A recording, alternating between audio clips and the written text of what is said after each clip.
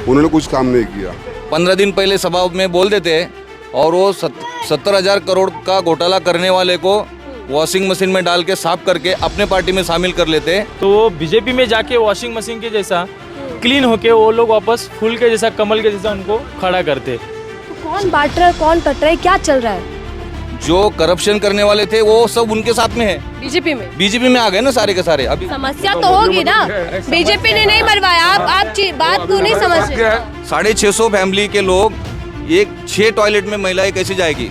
अभी तीसरा टर्म है उनका, लेकिन उन्होंने 10 साल में डेवलप क्या किया बताइए। उसके विषय में ये पार्टी के नेता है और आप अपने नारे को नहीं समझा पाते। महाराष्ट्र का सबसे दूध का धुलवा इंसान वो देवेंद्र फडणवीस जी है। कैसा है, यहाँ पर काम कांग्रेस के टाइम हो गया था। अभी वो जियाद के विषय में वो लोग बोल रहे हैं, कटेंगे तो बटेंगे।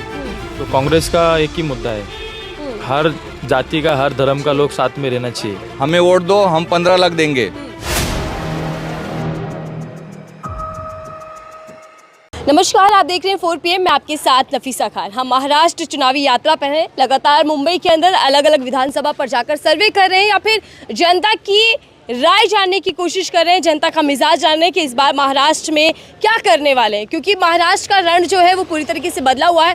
चुनावी लड़ाई जो है वो और ज़्यादा दिलचस्प होती जा रही है। ऐसे में तमाम नेता भाषणबाजी तो कर रहे हैं, एक दूसरे पर आरोप प्रत्यारोप भी लगा रहे हैं, लेकिन जनता के बीच उन नारों का, उन भाषण का कितना असर है, इसको लेकर भी बातचीत करेंगे। और इसी के साथ साथ जानते हैं कि जनता इस बार क्या करने वाली है। महाराष्ट्र का भाऊ कौन होगा, ये सवाल लेकर मैं हर जनता के पास जा रही हूँ। तो चलिए चर्चा की शुरुआत करते हैं।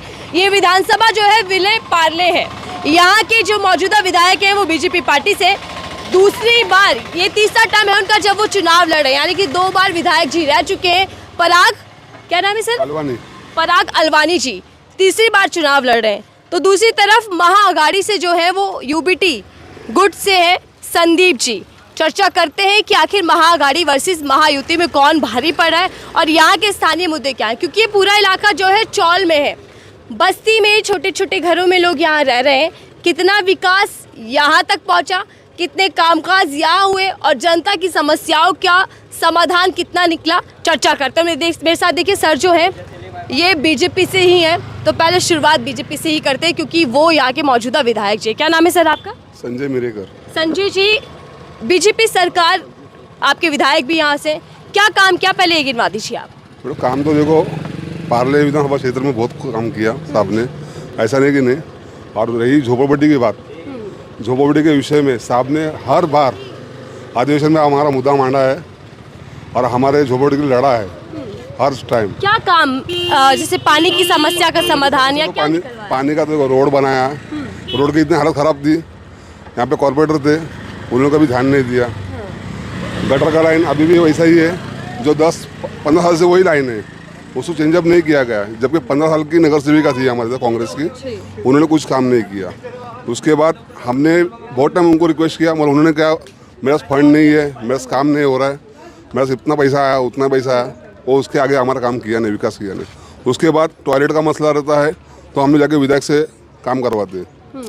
रही रोड का बात, रोड में इतने खड्डे थे कि हम लोग गणपति और नवरात्रि में इतना लोगों को तकलीफ हुआ, या हमारे जो मंडल के मूर्ति रहते हैं उनको तकलीफ हुआ। उसके बाद हम लोग विधायक को लेटरबाजी करने के बाद विधायक ने हमारा काम किया। नहीं ऐसा काम नहीं, ऐसा नहीं। विधायक जी जो है वो इसी इलाके के रहने वाले हैं, बाहर से करे, स्थानिक पार्ले से ही हैं। चलिए आ रही हूँ मैं आपके पास। सवाल कर रहे हैं कि चुनावी जो भाषणबाजी चल रहे हैं वो बदले हुए क्यों, अगर इतना काम किया है।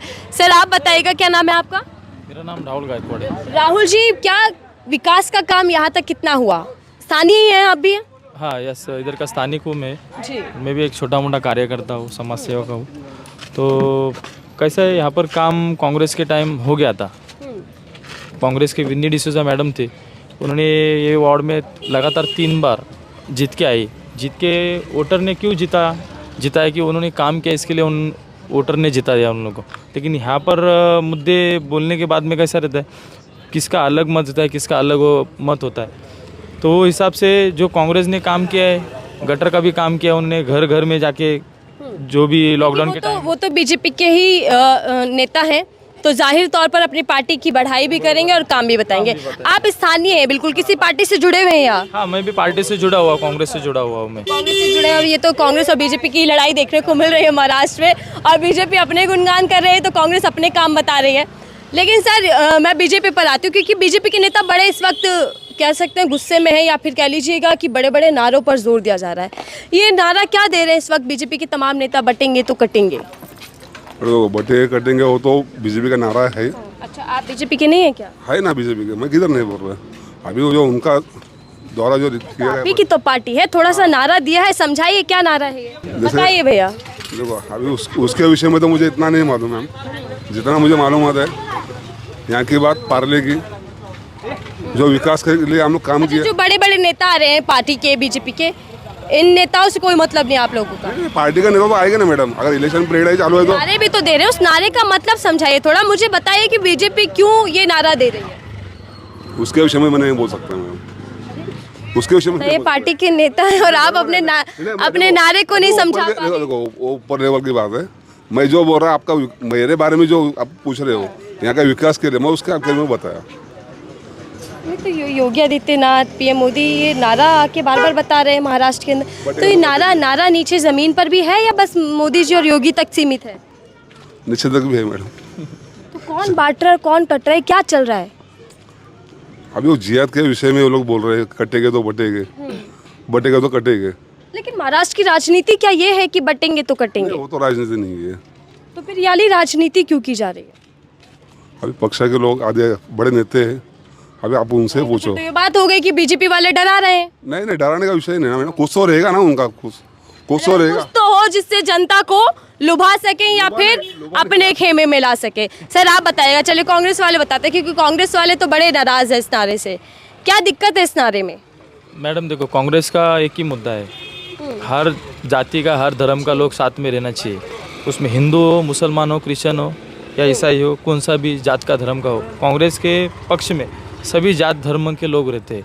तो इसके वजह से कांग्रेस का जो पक्ष है वो जात पात करने वाला पक्ष नहीं है, सबको लेके चलना, साथ में चलने वाला है और किसी का भेदभाव करने वाला नहीं है। लेकिन अभी इस 20-15 साल में अब देख रहे 10-15 साल में जाति भेद ज़्यादा चालू हो गया है। SC OBC इसके ऊपर बहुत सारा अत्याचार हो रहा है इस टाइम पे। पहले कांग्रेस के टाइम ऐसा होता था नहीं, लेकिन दिखने में आ रहा है कि ये सरकार जाति भेद करने वाली है या इंसानियत को साथ में लेके चलने वाली है। आप कह रहे हैं कि बहुत ज़्यादा बांटने की कोशिश की जा रही है, लेकिन पीएम मोदी तो आप ही पर आरोप लगा रहे हैं कि आप जाति जनगणना की जो बात कर रहे हैं, आप OBC में भी, जातियों में भी जातियाँ ढूंढना चाहते हैं, इसीलिए नारा दिया गया कि बटेंगे तो कटेंगे, एक साथ रहेंगे तो सेफ रहेंगे।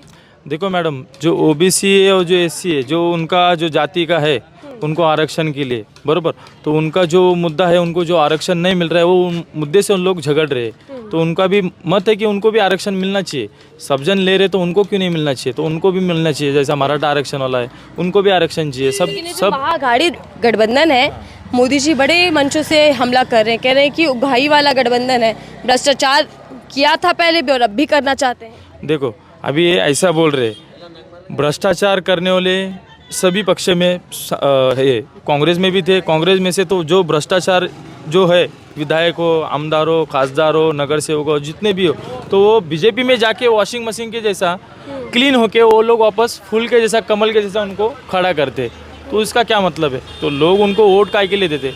चलो हम एक पक्ष अलग रखते हैं, लेकिन एक हिसाब से देखे जाए तो कि इंसानियत के नाते से कि आप जो जाति भेद करते या फ्रॉड लोगों को खड़ा करके उनको वापस इलेक्शन में खड़ा करते, आप ये पक्ष में रह के तो उनको पर आरोप डालते, फिर आपके पक्ष में लेके आप उनको काय के लिए टिकट देते? मैं आ रही हूँ, देखिए इधर कांग्रेस और इधर बीजेपी और इधर कांग्रेस, और यहाँ के जो प्रत्याशी है महाअघाड़ी से वो UBT से हैं, संदीप जी।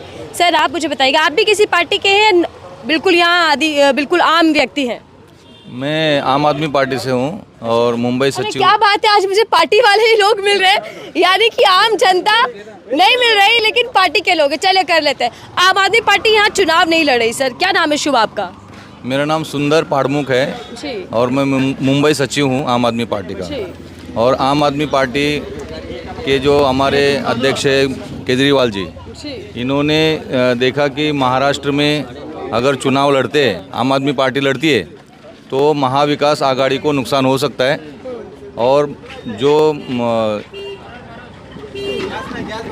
ये जो युति सरकार है, भाजपा का जो सरकार है, वो फिर से आ सकता है।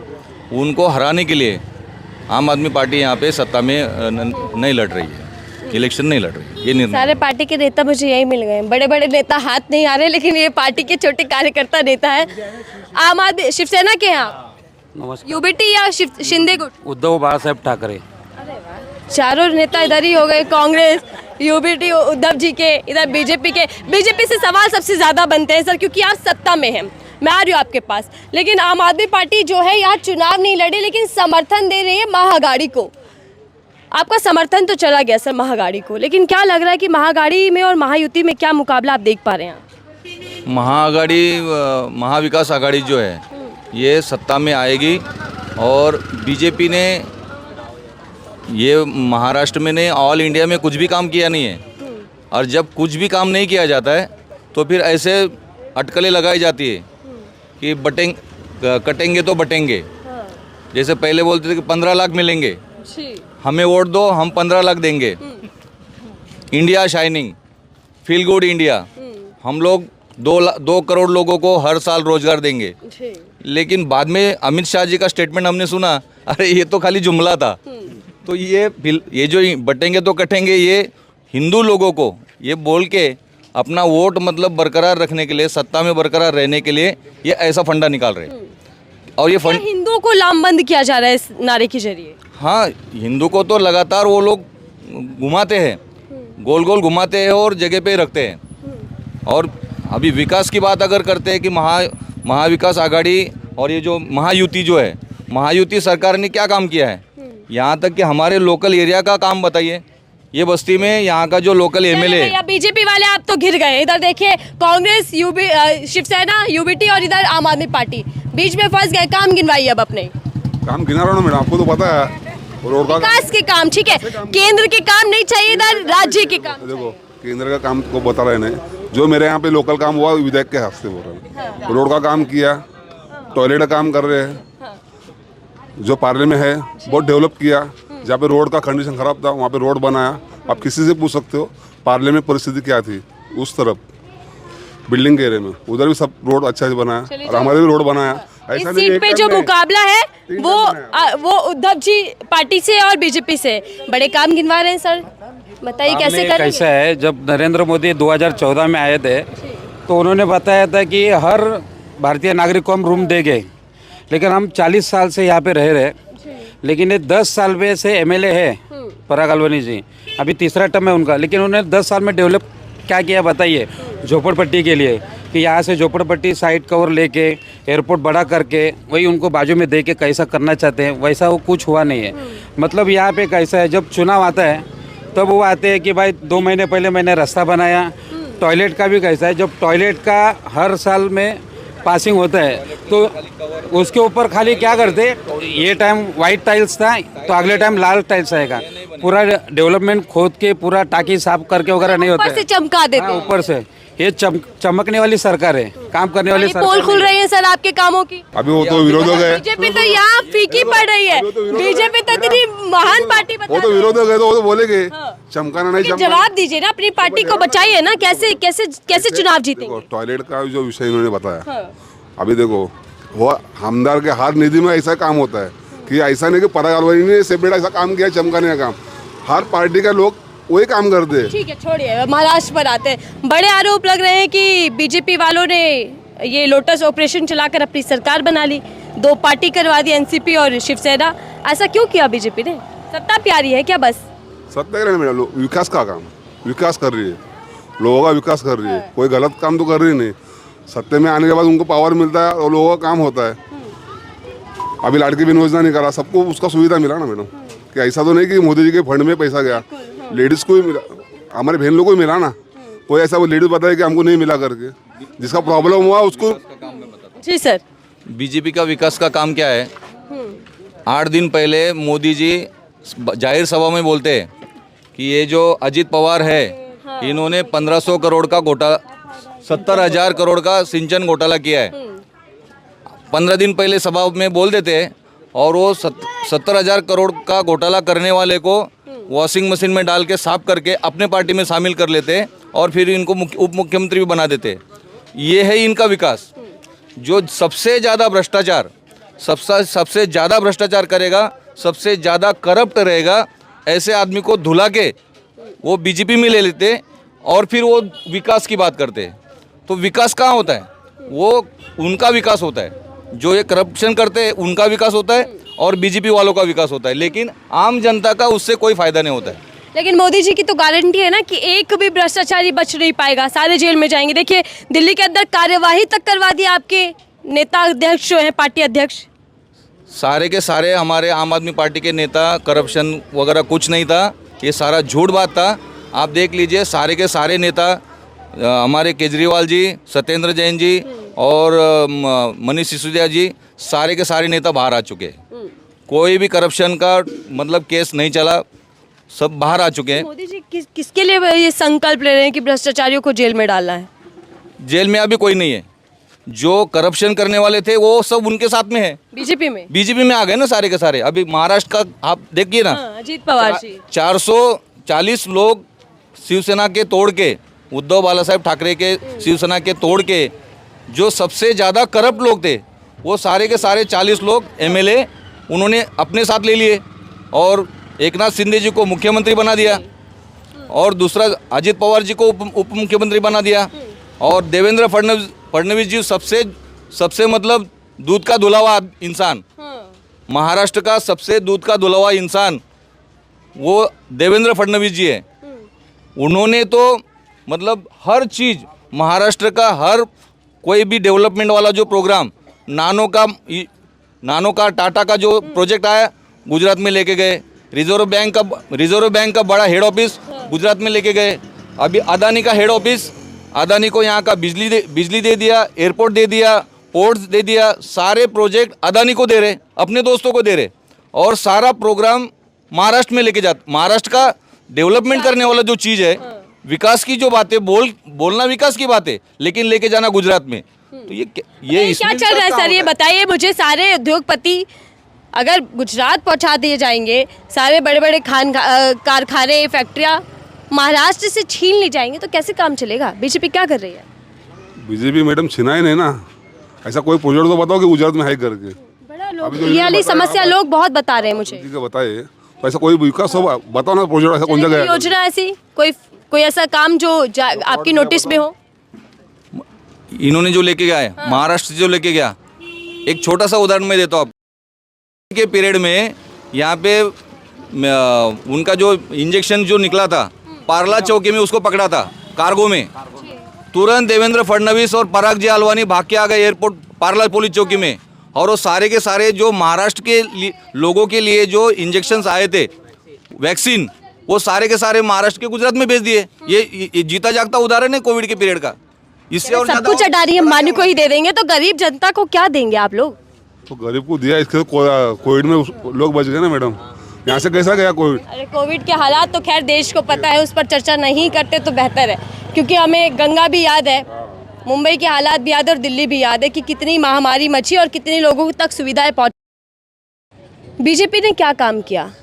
2.5 साल, उससे पहले फडणवीस जी की सरकार बहुमत के साथ थी। काम किया इसके तो 10 साल आया ना। बिगड़ काम किया तो कोई चुन के आएगा नहीं। लोग क्या इतना तो अनपढ़ नहीं कि जो जबरदस्ती वोट करवाएंगे बीजेपी वाले। विकास किया इसके लिए लोग मतदान कर रहे हैं ना। तो इस बार क्या लग रहा है, विधायक जी तीसरी बार आ रहे हैं? आएंगे तीसरी बार। मैं आपको बता दूं मैम, अंबेडकर नगर में इनके विधायक जी ने एक काम भी अगर किया रहेगा, ये टॉयलेट को टाइल लगाने का बात छोड़ के, और ये 15 दिन पहले इसको मलम पट्टी किया गया, ये रोड को आचार संहिता लगने के बाद इसको मलम पट्टी किया गया, क्योंकि पूरे खड्डे हो गए थे, रोड का पूरा वाट लग गया था। लेकिन एक बस्ती में आके आपको मैं बताता हूँ, गली में आप चलिए, ये टॉयलेट के सामने आके देखिए, पूरा मटेरियल पूरा मसाला बाहर बहता है। तो ये क्यों है? खाली टाइल लगाने से काम नहीं चलता है। हम लोग कहते हैं कि महिलाओं को 6 टॉयलेट है खाली, और यहाँ पे कम से कम 650 फैमिली है। 650 फैमिली के लोग एक 6 टॉयलेट में महिलाएं कैसे जाएगी? हमारे महिलाओं का काफ़ी समय बर्बाद होता है, झगड़े भी होते हैं, मारामारी होती है, और विधायक को कौन बोलेगा? और विधायक के लोगों को बोला जाता है तो ये हमारे मतलब हमसे लड़ने के लिए आ जाते हैं कि हमको क्यों नहीं बोला। अरे तुमको क्या बोलेंगे, तुमको दिखता नहीं, पूरा गंदगी बाहर आ रहा है, रास्ते पे रास्ता पूरा चलने के रास्ता नहीं है। यहाँ पे पाइप पानी का काम किया बोलते हैं इन्होंने, 3 लाख रुपए का पानी पाइपलाइन डाला बोलते हैं। अभी आप अगर इनके एमएलए के पास इन्होंने दिखाना चाहिए आके कि हाँ ये 3 लाख का पाइपलाइन यहाँ पे डाला, 40 लाख रुपया का यहाँ पे करप्शन है अंबेडकर नगर में, काम कुछ भी नहीं है, खाली रिकॉर्ड पे है, सिर्फ कागज तक ही सीमित कागज पे है। चलिए सर, आ रही हूँ। हाँ, कागज तक काम है, आप लोगों का गिनवा रहे हैं और आप जवाब नहीं दे पा रहे, बड़े फीके पड़ गए। वही जवाब देगा ना, बिना वजह थोड़ी कोई चढ़ जाइए, आम आदमी पार्टी आप पर भारी पड़ रही है। भारी नहीं पड़ रही, देखो सुनो बताइए, दिल्ली में भी आम आदमी पार्टी बीजेपी पर भारी पड़ती है, यहाँ भी। सुनो, अभी जो बोल रहे हैं ना, जो नाला में भर के जा रहा है, बरोबर है, अभी नाले का काम क्या विधायक का थोड़ी है मैडम, ये तो कॉर्पोरेट का काम है ना। टॉयलेट को टाइल लगाने का काम जब परागलवानी करते हैं तो उसका मटेरियल जब निकलता है तो वो काम कौन करेगा? वो जब पूरा वो उसका फाउंडेशन नहीं किया, खाली उसको टाइल लगाए। अभी ये हमारे साहब जो गली में रहते हैं, वो गली में आप चल के दिखाइए मुझे, जो बीजेपी के है। मैं भी ये बस्ती में रहता हूँ, नहीं बता रहे, मैं भी ये बस्ती में रहता हूँ। आगे चलिए, हमारे बूढ़े लोग कैसे खड्डे में से बाहर पार करते हैं। सर आ रही हूँ, शिवसेना के पास आ जाते हैं, बड़े खामोश, हालांकि इन्हीं के उम्मीदवार हैं। सर, क्या ये लड़ाई असली और नकली की भी है? क्या ये आपकी लड़ाई जो है ये अस्तित्व की बन चुकी है? अस्तित्व की लड़ाई है, और चुन के हमारे जो नाइक जी है वो चुन के आने वाले हैं, क्योंकि पब्लिक में नाराजगी कैसी है कि हर टाइम क्या करते हैं कि बताते एक करते एक है बीजेपी वाले। क्योंकि इन्होंने जैसा बताया सुंदर जी ने कि टाइल्स तले के रहता है, आज नगर सेवक की जो चुनावी रहती है, ये लोग ने जब से 2.5 साल में इनका सरकार आया है, उनको पता है कि बीएमसी में भी उनकी सरकार आने वाली नहीं है, इसलिए उन्होंने उसके ऊपर भी रोक लगा के रखी है नगर सेवक के ऊपर। अगर नगर सेवक भी चुन के आते हैं तो भी ये डेवलप काम हो सकता है उसके ऊपर से भी। ये हिसाब है कि इनको खाली क्या सत्ता की हवस है, और जो दूसरे पार्टी के विधायक है जो गए हुए, उनको हमारे साथ लेना, बस वही काम है उनका, बाकी कुछ नहीं है। हमारे जो ये विधायक है ना पराग जी अलवानी, ये अपने कार्यालय के बाहर बोर्ड लगाते हैं कि झोपड़पट्टी का कोई भी इशू रहेगा तो इधर नहीं आना है हमारे पास, ऐसा बोर्ड लगाया था वहाँ पे। अभी आज वो दिखाने के लिए नहीं है, लेकिन सारे लोगों ने देखा है। ये पराग जी अलवानी 5 स्टार का लाइव जीते हैं, लेकिन झोपड़पट्टी वालों को जब ये चुन के आए पहली बार टाइम, तो हमारे लोगों को बोला कि 1 दिवसाचा पुनर्वसन, और सबको यूनिवर्सिटी के ज़मीन पे लेके गए। हमारे सब लोगों को लगा कि ये ब्राह्मण आदमी है, ईमानदार आदमी है, ये हमारा काम कर सकता है, बाकी लोगों ने नहीं किया इसलिए ये कर सकता है। सारे लोगों ने इनको वोट दिया, 10 साल हो गए, एक सिंगल झोपड़े का पुनर्वसन इसने नहीं किया। ऐसे एमएलए को क्यों जिताए हम लोग? इससे अच्छा हम लोग एक नया बदल रहे हैं। हाँ, इस बार हम लोग उद्धव बाला साहब ठाकरे का जो कैंडिडेट है यहाँ पे संदीप नाइक, इनको हम लोग सारे के सारे लोग वोट देके उनको जिताने वाले हैं, क्योंकि हमको बदलाव चाहिए, हमको झोपड़पट्टी का पुनर्वसन चाहिए। हमारे साथ ये बस्ती, ये गली में देखेंगे ना आप, कम से कम 15 लोग मर चुके फांसी लेके। ये गली फांसी गली बोल के फेमस है, जो हमारे ये बीजेपी के बड़े लीडर हम यहाँ पे रहते हैं, ये गली का नाम है फांसी गली। 15 लोग फांसी लेके मरे हैं, क्यों? क्योंकि घर छोटे हैं, बीमार। अभी कम से कम यही महीने में 7 लोग मरे हमारे बस्ती में, कंटिन्यू महीने में 7 लोग मरे हैं। ये समस्या का समाधान क्यों नहीं निकाल रहे विधायक जी? 7 लोग मरे मैडम, क्या कोई क्या बीजेपी ने उनको क्या मरवाया नहीं? समस्या तो होगी ना, बीजेपी ने नहीं मरवाया। आप बात क्यों नहीं समझ रहे? समस्या कैसी रहती है, जैसे अभी दो भाई रह रहे आत्महत्या अगर लोग कर रहे हैं, फांसी वाली गली ये बता रहे हैं, मैं आ रही हूँ 1 मिनट रुकिएगा, तो कुछ तो विधायक जी को संज्ञान लेना चाहिए ना कि भाई ऐसा लोग क्यों कर रहे हैं। मेरी बस्ती वाले लोग हैं, इनकी समस्याओं का समाधान निकालना मेरी जिम्मेदारी हो गया। बीजेपी के वजह से मर गया क्या? फांसी लगाते हैं भैया कि या फिर किसी बीमारी से? कोई बीमारी नहीं, हार्ट अटैक से मर जाएंगे तो उसमें क्या जिम्मेदारी? व्यवस्था बरोबर नहीं है, छोटे छोटे घर है और शादी नहीं हो पा रही, यंग लोग फांसी ले ले। और देखिए, फांसी लगाने में और सडनली या किसी बीमारी से मौत होने में फर्क होता है। क्या समस्या का समाधान निकालेंगे विधायक जी के दोबारा आते हैं? मैडम अब ये बोल रहे घर का विषय में, बरोबर है, सुनो चले मैं जनता से ही जान लेती। चले, ये नेता लोग थे, मतलब यानी कि अपनी अपनी पार्टी का प्रतिनिधित्व कर रहे हैं इस इलाके में, तो इनसे समझ रहे थे कि इस बार कौन बाजी मार रहा है। हालांकि तमाम नेता जो ये भाषण दे रहे हैं बड़े बड़े, वैसे ही भाषण इन नेताओं के भी थे, लेकिन असलियत जानते हैं अब जनता से यहाँ पर कि जनता क्या देख रहे हैं, इस बार किसकी ओर जाने वाली है और यहाँ विले पार्ले विधानसभा से कौन बाजी मारने वाला है। फिलहाल के लिए दीजिए।